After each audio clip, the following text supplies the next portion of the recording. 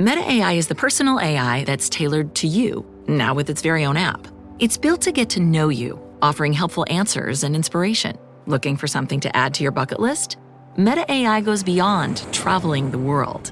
It remembers you're a basketball fanatic and suggests you attend one of the playoff games. Just start typing or speaking to get the answers you need, wherever and whenever, because Meta AI is your personal AI. Download the Meta AI app, now available on the Apple App Store and Google Play. Look, I'm just going to say it straight out. Every fan dreams of becoming friends with their idol. Okay, well, it's not that straightforward. There are plenty of folks who are fans of creative works, but wouldn't want to meet the people involved. Hello, Woody Allen? But when we think about pop culture parasocial crushes, there is this sort of desire to just sit down and have a coffee with our favorite writer, or maybe get some pints at a pub with our favorite actor. I'm old enough to remember everyone talking about how they voted for George Bush because he just seems like a guy I could sit down with a beer and hash things out. You can't see me, but I'm giving the biggest eye roll possible. But this really does seem to be a natural inclination when it comes to parasocial relationships. And once again, I'm by no means immune. Just the other day, I was talking with one of my husband's coworkers at his distillery. This coworker was a fan of Supernatural even before me, and even named his son Jensen, after Dean Winchester actor Jensen Ackles. We ended up talking about the family business beer company, the brewery Ackles owns outside of Austin, and this coworker mentioned that he would love to just chat with Jensen over a beer. I believe his exact words were, "He seems like a chill dude that would be interesting to talk with." And that led me to my own daydreaming about exactly this kind of situation. We could talk about growing up in Texas, or craft beer, or cowboy movies. I bet we could be friends, right? Right?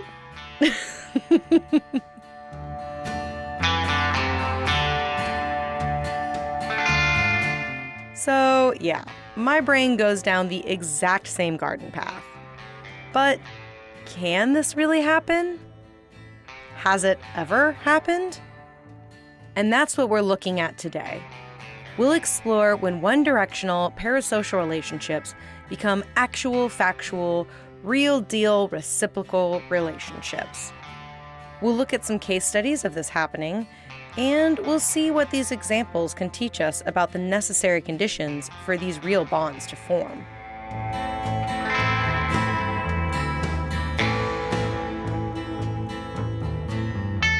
So I am Burley, and I just go by the one name, like Cher or Reba. And I am the producer of Denim Wrapped Nightmares, a supernatural podcast. And I'm also a co-host with my longtime bestie, LA. Burley and I met through the world of SPN podcasting and bonded over our shared Texan roots. Burley's show, Denim Wrapped Nightmares, recaps each episode of Supernatural, and they're currently on season 8.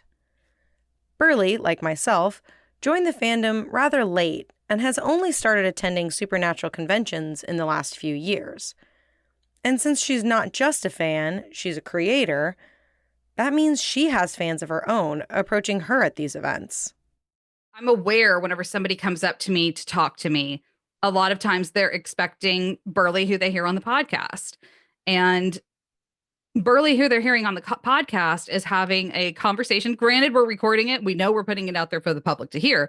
But I'm having a conversation with somebody who I've known for over 20 years, for well over a certain period of my life. So you're getting to kind of eavesdrop on a very comfortable, chilled out, not overstimulated because there's thousands of people around and hundreds of things going on and what have you, just having a cocktail, hanging out with her best friend, talking about this show. And I do think that sometimes people come up and approach me and they're expecting that immediately. And I don't know them. So, of course, that's not what's going to happen immediately. That's not to say she hasn't made friends with some of these listeners once she actually gets to know them. how listeners became friends, honestly, was just through correspondence, reaching out with things they actually wanted to chat about, replying to stories, replying to comments made in the podcast. A couple of them from actually meeting the person in person at a convention and just feeling that we could vibe. I hate to say that, but I'm a big vibes person. Like, I can tell when the vibes aren't it. And so just being able to have some vibes with that person, feeling comfortable with that person, being able to have conversations with that person has been interesting. Of course, I had to ask Burley why she thinks she's been able to experience that transition from fan to friend, and whether it's the rule or more like the exception to the rule. I feel like listeners transition to friends through genuine, authentic interaction where there are no expectations up front, because that's typically how you become friends with normal people or other people that you just come into contact with organically, just because you have mutual interests or you enjoy a common place. So people who connect on that level, that's where you can start to develop a relationship that isn't quite so parasocial, but more just social. Everybody's just people. And I know it can be difficult to forget that. It just turns out that listeners have more of a jump on the friendship than Burley does, because they already know some of Burley's thoughts, because she shared them on her podcast. They've heard me talk about an episode and say some of the same things they did. So whenever people approach me, we have common ground right off the bat. And therefore, I've been able to have some casual, comfortable, just organic conversations with a lot of people where we have found that we share other interests and maybe our personalities just mesh well together, and we're able to kind of go from there to having a better relationship. While she is a creator, Burley is creating meta content of sorts. Her podcast is one that only other fans of the show of Supernatural would listen to. This means Burley's fans already have their own established thoughts on the show and shared interests. Plus, there's not really that big of a power differential. While listeners might be fans of Burley and LA, they also know that Burley and her co-host are also Supernatural fans. This is opposed to a podcast where the host is an expert or a celebrity who feels just outside your in-group. Because people could have parasocial relationships with you and I, but I also think of those people as my peers. Yes. I don't, you know what I mean? So I'm not on a different level. I'm not out of reach. You know, if you want to come up and talk to me, you're not going to have to pay to do it. I'm happy to have a conversation with you, you know, like you're my peer. But you could still have a parasocial relationship with me because you're listening to me, you know, potentially every week. And I might only have a conversation with you once a year at a convention. So it's just the exposure is different. And I think the exposure to a character or to a celebrity, I think that plays a huge role in the dynamic of the parasocial relationship. Funny enough, Burley isn't the only person I spoke to who had this kind of experience of developing a true friendship with a listener. Marie, the Caring Wayward podcaster that you've heard from multiple times this season, including last episode, also has a story of listeners becoming friends. And I'll give you the best example that I possibly can. I'm saying this because I don't think he's going to mind me telling that story. But Jeremy Greer is, the host or the co-host of Monster of the Week, Non-Human Biologics, and just a bunch of other ones. And for listeners who tuned into season 1 of this podcast, Jeremy was also a guest on episode 4, all about audio creators. He's also my co-host on Root Eats. And it was interesting because he and I got to know each other through each other's podcasts. Like, we had very few conversations for a very long time, but we were listening to each other's podcasts. And it was very weird when we started talking because we were both like, oh my God, I know so much more about you than you've ever told me. And so there had to be a little bit of that, like, oh yeah, like I don't want to be parasocial, but like you've said this before. I've heard you talk about this.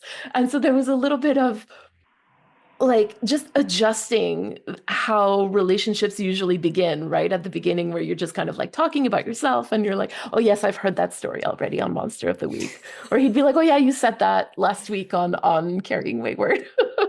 It was very unusual because it was reciprocal, right? Just like us all, Marie had a bit of a parasocial bond with Jeremy after listening to so many of his episodes. Ironically, Jeremy was also listening to Marie's podcast, so somehow the parasocial bond was mutual. And Marie, like Burley, had the benefit of shared interests with Jeremy and no real power differential. That made it much easier to become actual friends and also colleagues.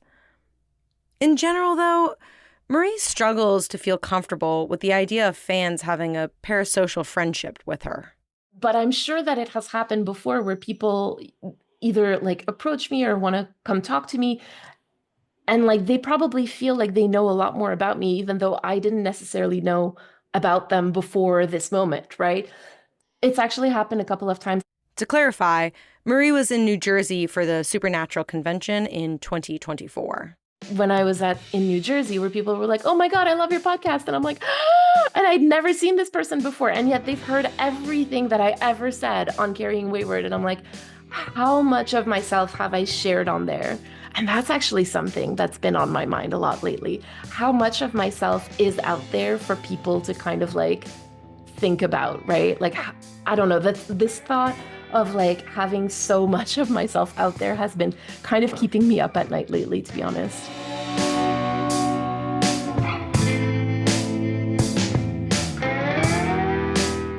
Okay, both these examples so far deal with podcasters in the Supernatural fandom, which admittedly is a beast of its own.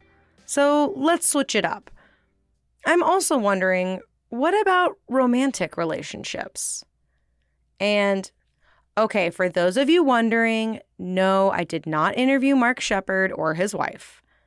And for those of you not wondering, I am thrilled to be the one to tell you that actor Mark Sheppard, seen in Supernatural, Firefly, Doctor Who, and X-Files, met his wife at a convention when she was an attendee and he was an invited guest. This was in 2014? Anyways, while I am personally dying to hear that full story, that's not who I'm talking about here.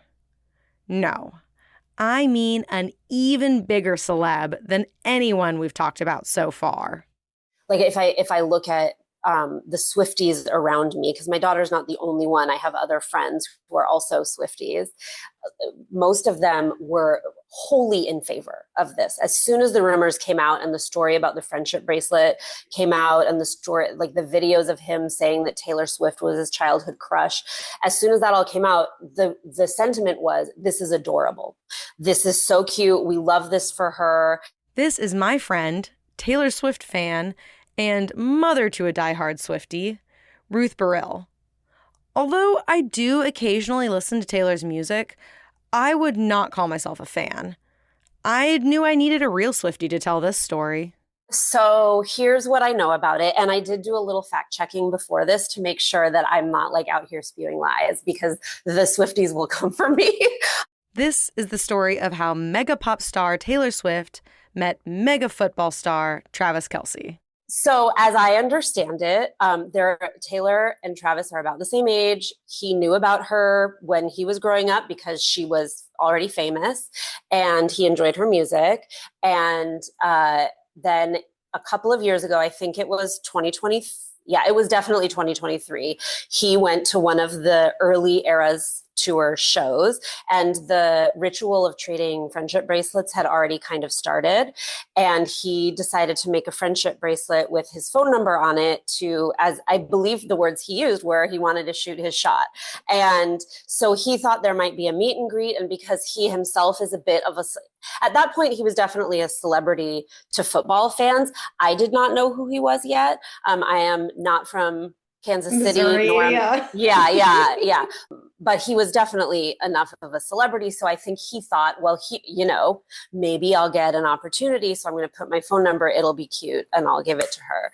And he didn't get a chance to give it to her, but I believe he gave it to someone on her team or somewhere around, because again, he had closer proximity to her orbit than the rest of us. And apparently it got to her. I don't think there are any details that are public yet, aside from just random speculation that I'm not going to talk about like how exactly it happened. But she got the friendship bracelet, thought it was cute, and then within, I think, like 2 months, they speculated that they were dating, and then within 3 or 4 months after that, they were like officially dating. Aw, isn't that sweet?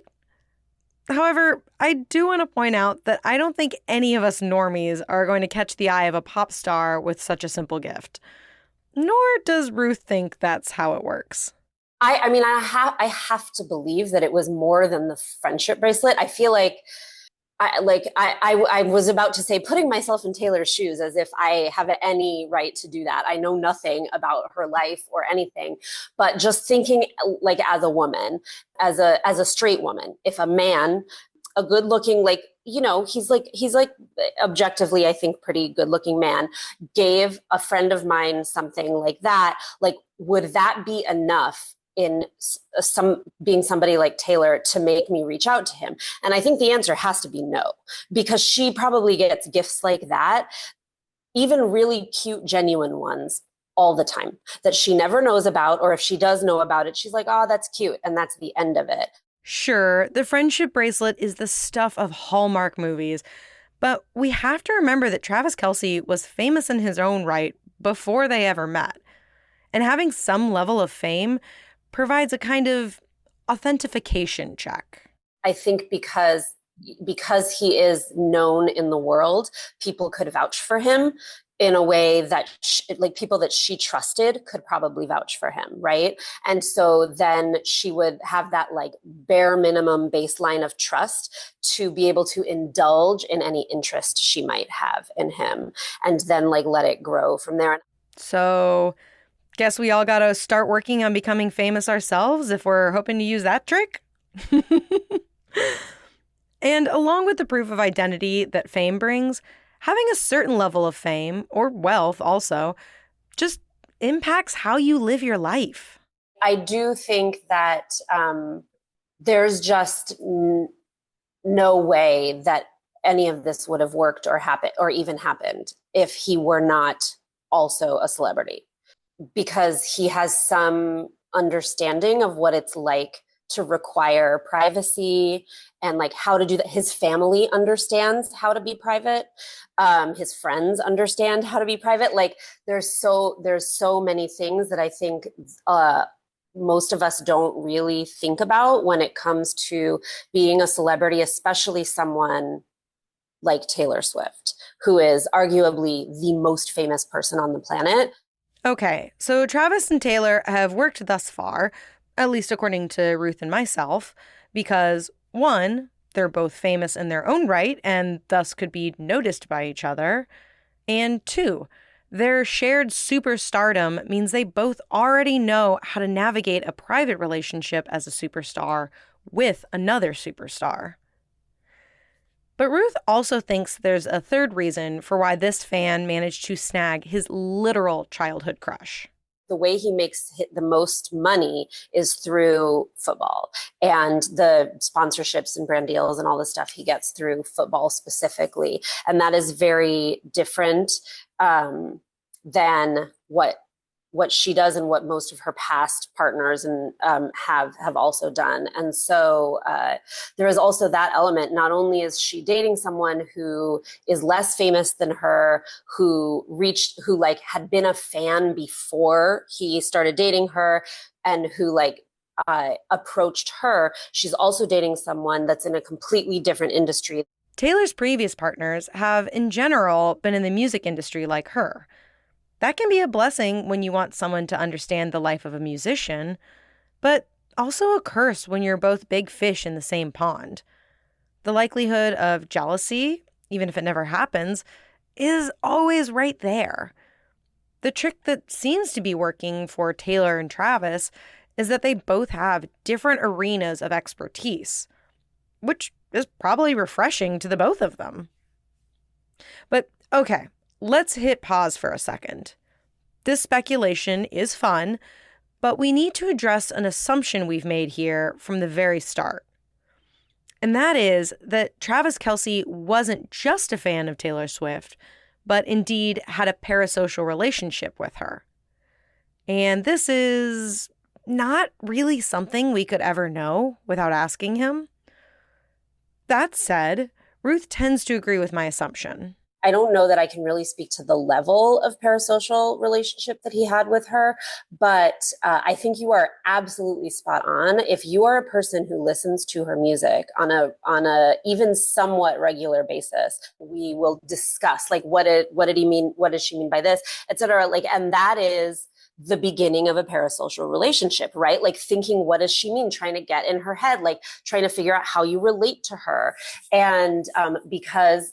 Again, to your point, that's what her music asks of you. This is assuming that Travis Kelce is just like the other diehard Swifties, which seems doubtful, but who knows? Anyways, back to Ruth. So I have to believe that when he listened to You Belong With Me, that he maybe imagined himself as the football player and her as the, cute girl sitting on the bleachers, right? And like he probably had that thought once or twice long before this happened. Part of what gets you to the throne as pop queen is creating music that speaks to everyone, often in an intensely personal way.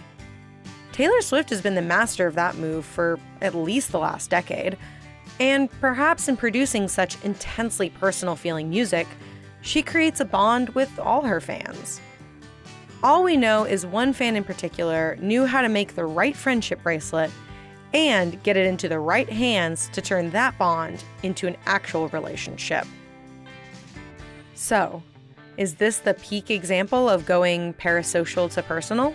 I guess I'll just say, like, in my mind, it is an ideal example of a parasocial relationship that turns into a real one because there is that parity between the two of them from the start. Of course, this relationship origin story does not mean that just any fan can become the boyfriend or girlfriend of fill in the famous name here. I think like if he were truly just like some dude who showed up at her concert and they ended up dating, that would just like fuel a lot of people who have unhealthy parasocial relationships. Like it can happen to him, so it could happen to me. The love story of Taylor and Travis feels almost within reach, but the key word here is almost.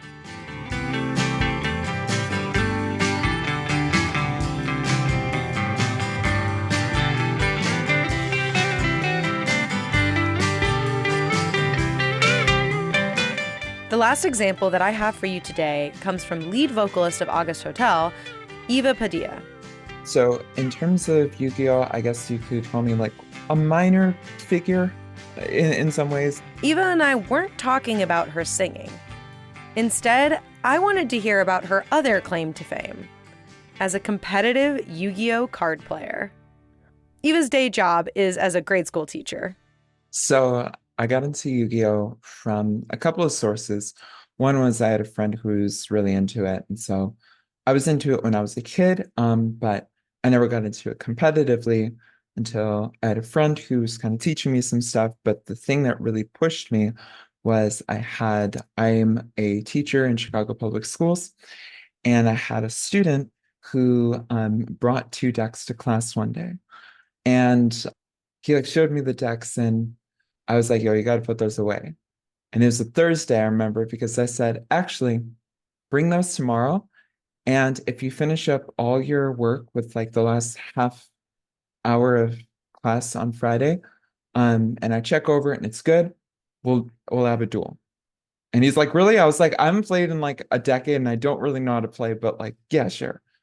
So he turned in his work Friday, it's 3:30. It's the best work he's ever done. And and so I play against him and I was like, you know what? This is really fun. And that was almost 4 years ago. And I've just been competitively playing Yu-Gi-Oh ever since. If you're a millennial, you probably remember the Yu-Gi-Oh and Pokemon trading card craze. Like Magic the Gathering, which came before them, card collecting was a big deal when I was a kid. In fact, I have to tell you, when I was in middle school, I was an absolute card sharp when it came to trading Pokemon and Yu-Gi-Oh cards. I had binders, plural, of holographic first editions that I swindled from less knowledgeable kids on my school bus. And once I built my collection, I started selling cards on that same school bus for cash. I think I had nearly $1,000 before my mom figured out what I had been doing. One girl had been draining her college savings fund to buy cards from me. And my mom made me return her money and let her keep the cards.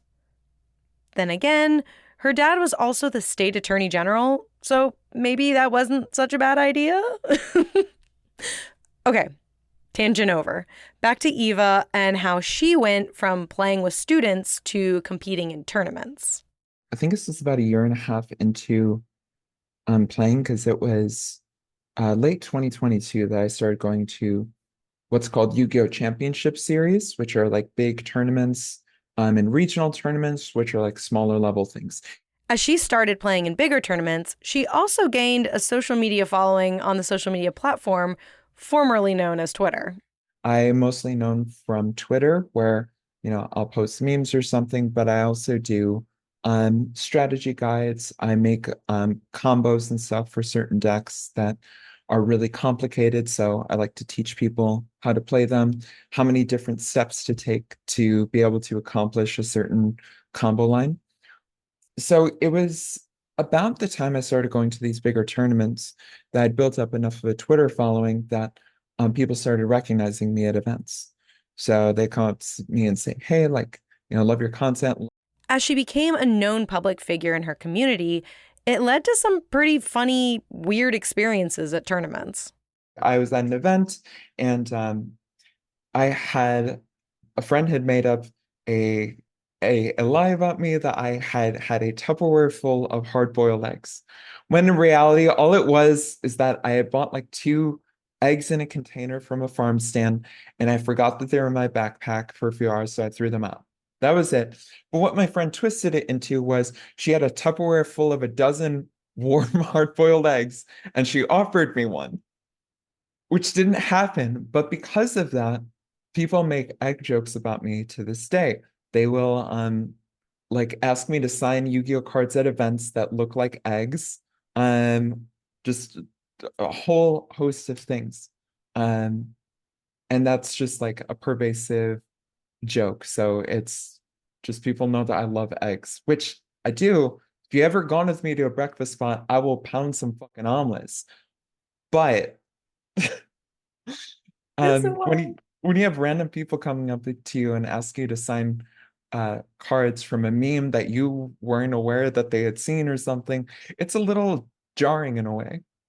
Because that was just like a little personal interaction with a friend that decided to go to social media. And the classic internet fame experience of a small joke becoming a community reference point.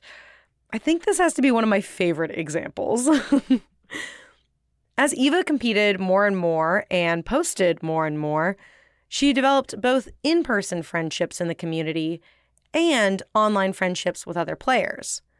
But as a big name in the community, her interactions also became a source of gossip and speculation from fans with a parasocial bent. Eva has no problem with shipping characters and fandoms, but when it becomes about her and real people... Yeah, I mean, when it's fictional characters, of course, ship away that's a whole nother conversation. But yeah, but in terms of real people, it's a little strange when a stranger knows about my romantic entanglements via Twitter. Or they think they know about that from me making a comment to someone like a flirty comment or something, where I'm like, I'm just having fun with it. Unlike Taylor Swift, Eva doesn't hide messages in her online interactions with other players or fans. She's just having fun online. But an outside viewer, especially someone who is parasocially bonded to her, doesn't always see it that way, which can lead to wild speculations over who's sleeping with who or who's beefing with who. This gets additionally complicated because players really do sometimes end up dating each other. It happened to Eva. I was also seeing someone who I had first met through Yu-Gi-Oh! And I hadn't realized how parasocially they were connected to me. They had like been a fan of me. And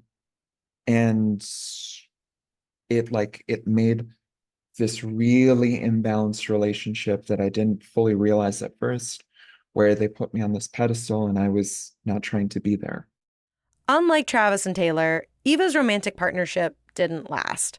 She learned firsthand that it's hard for someone with a parasocial bond to pull away those rose-tinted glasses, even when they do manage to establish a real relationship with their parasocial crush.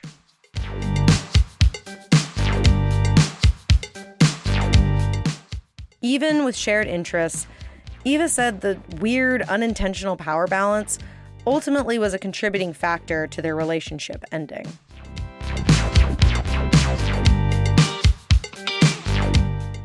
I think even just across these few examples, there's some recurring themes for when a parasocial relationship ever has a chance to become reciprocal. 3 of the 4 stories we heard involved shared activities. Burley and her friends like watching Supernatural. Both Marie and Jeremy are podcast creators and share some fandom interests. Eva and her ex were both into playing Yu-Gi-Oh! For all I know, Taylor Swift and Travis Kelce are secretly into the same early 2000s CW show or are spending all their time alone battling with playing cards. But sadly, we don't actually have that insight on their relationship. Regardless, it seems that a key factor for success is avoiding a power imbalance between the two people. Burley is a creator with listeners, but she doesn't actually have any power, financially or access-wise, to Supernatural actors compared to other fans. So while she does have a microphone and a platform, she doesn't have any actual power over anyone. Same goes for Marie and Jeremy, and Taylor and Travis. Neither of those relationships have a power imbalance. Eva didn't actually have a power imbalance over her ex-partner, but her partner treated it that way, and in the end, it fell apart. So what does all this have to say for fans of parasocial relationships with actors or musicians or sports stars? Is there any hope for the parasocially invested fan who wants to shoot their shot? It seems to me like not really. Even if you have actual interactions with a celebrity, like at conventions or on social media, you've got to be realistic. Burley had thoughts on this, especially when it comes to Supernatural fandom and conventions. I think if someone's realistic about their expectations of the relationship, and if they understand it's not mutual, it's not going to be as important to that other person. You know, they might be your favorite this, and you might have them as the wallpaper on your phone and all of that. And you're this person who, even if they recognize you, even if they know you by name, you're still this person that they see every once in a while. One of my friends associated it to being locals at a pub or at your local coffee shop. You know, it's not equal. By the way, Burley and I are working on a podcast collaboration launching this September, so keep your ears open. To celebrate the 20th anniversary of Supernatural, we're talking about the music that inspired the show, how the show inspired new musicians, and so much else besides.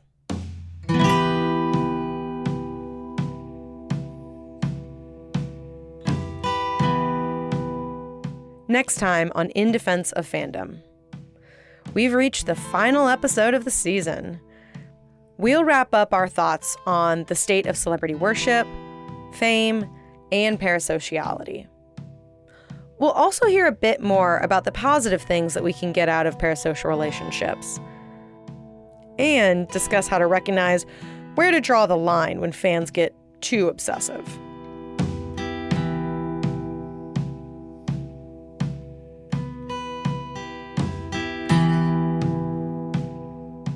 But before we wrap, I also wanted to put out a call to listeners. What questions have I not answered for you? What topics around parasociality would you like me to explore more deeply? Send me a note or a voice memo with your thoughts, and I might incorporate it into a post-season special episode. You can either send it via Instagram DM, Blue Sky message, or via the link in the show notes. Just make sure to get me your message by July 8th.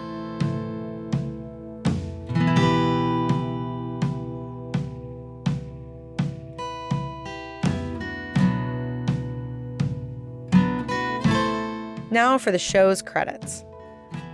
Editorial support was provided by Dr. Anna Funk. Music was composed and performed by Chris Scott, with some selections by August Hotel. Cover art was designed by Liz Hand. In Defense of Fandom is part of the Geekscape Podcast Network.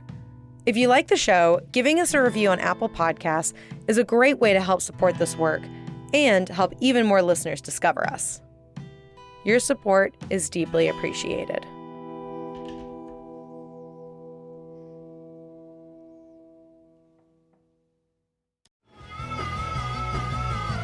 You're listening to the Geekscape Network.